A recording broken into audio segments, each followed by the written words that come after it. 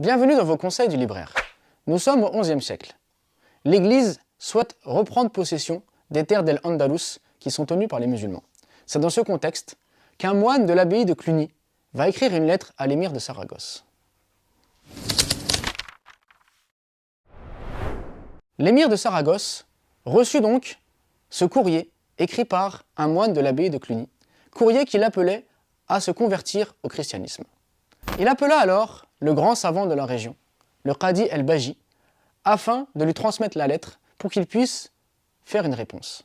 Celui-ci écrivit alors une réponse au moine de l'abbaye de Cluny, dans lequel il l'invita à son tour à rentrer dans l'islam, dans lequel il reprit les différents arguments que celui-ci avait mentionnés dans sa lettre, afin de les réfuter et d'exposer la doctrine de l'islam. Ce document a une valeur historique extrêmement importante, car il témoigne des relations qu'il y avait entre les chrétiens et les musulmans à l'époque d'Al-Andalus. Il montre comment est-ce que les savants musulmans maîtrisaient aussi bien le dogme islamique que le dogme chrétien, et qu'ils étaient capables d'exposer l'islam et d'exposer les contradictions qu'il y avait avec le christianisme dans des lettres de grande valeur historique. C'est donc un document historique qui s'inscrit dans le patrimoine de l'humanité que nous avons entre nos mains.